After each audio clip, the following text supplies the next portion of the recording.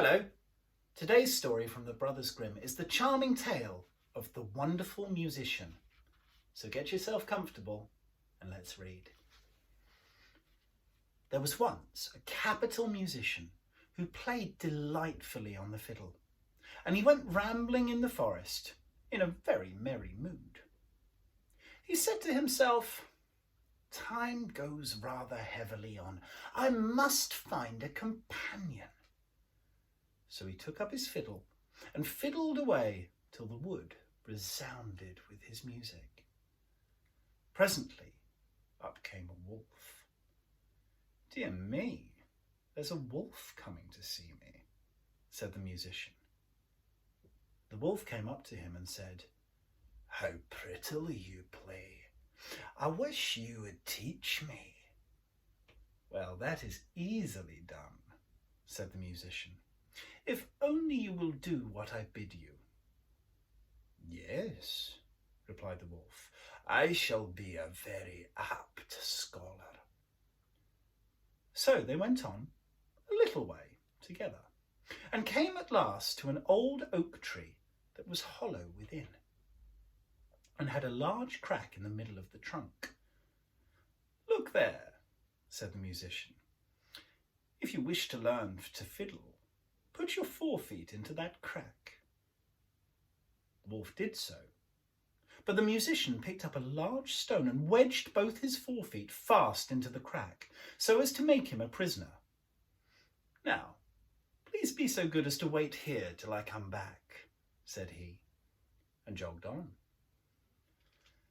After a while, he said to himself, "Time goes by very heavily. I really must find another companion." So he took his fiddle and fiddled away again in the wood. Presently up came a fox that was wandering close by. "Ha, there's a fox," said he. The fox came up and said, "You delightful musician, how prettily you play. I must and I will learn to play as you do." "Well, that you may soon do," said the musician, "if you do as I tell you." "Oh, that I will," said the fox. So they travelled on together till they came to a narrow footpath with high bushes on each side. Then the musician bent a stout hazel stem down to the ground from one side of the path, and set his foot on the top and held it fast, and bent another from the other side, and said to the fox, "Now, pretty fox, if you want to fiddle, give me hold of your left paw."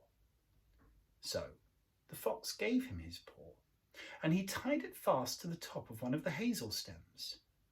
"Now, give me your right paw," said he, and the fox did as he was told. Then the musician tied that paw to the other hazel, and took off his foot, and away flew the bushes, and the fox too, and hung sprawling and swinging in the air. "Now, be so kind as to wait there until I come back," said the musician, and jogged on. But soon he said to himself, "Time begins to hang so heavily, I really must find another companion." So he took up his fiddle and fiddled away divinely. Then up came a hare running along. "Ha ha, here is a hare," said the musician. And the hare said to him, "You fine fiddler, how beautifully you play. Will you teach me?" "Yes," said the musician. "I will soon do that if you will follow my orders." "Oh, yes," said the hare. "I shall make a very good scholar." Then they went on together very well for a long time, till they came to an open space in the wood. The musician tied a string round the hare's neck and fastened the other end to a tree.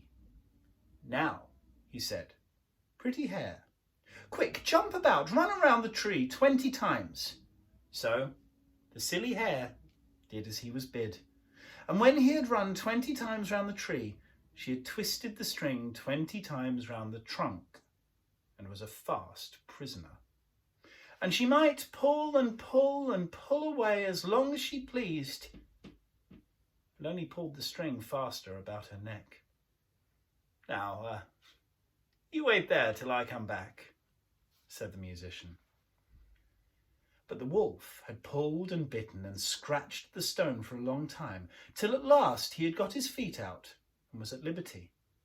Then he said, in great passion, "I will run after that rascally musician and tear him to pieces." As the fox saw him run by, he said, "Ah, brother wolf, pray let me down. The musician has played tricks with me." So the wolf set to work at the bottom of the hazel stem and bit it in two, and away went both together to find the musician. And as they came to the hare, she cried out too for help. So they went and set her free, and all followed the enemy together. Meantime, the musician had been fiddling away and found another companion. For a woodcutter had been pleased with the music and could not help following him with his axe under his arm. The musician was pleased to get a man for his companion, and behaved very civilly to him, and played no tricks, but stopped and played his prettiest tunes till his heart overflowed with joy. While the woodcutter was standing listening, he saw the wolf, the fox, and the hare coming, and knew by their faces that they were in a great rage and coming to do some mischief.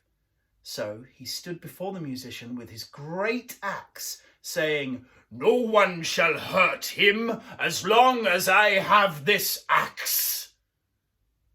And when the beasts saw this, they were frightened and ran back into the woods.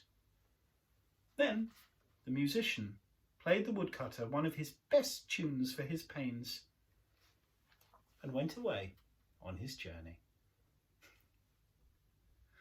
I hope you enjoyed, and I'll see you soon for more story time with me, Mr. Westgate. Take care.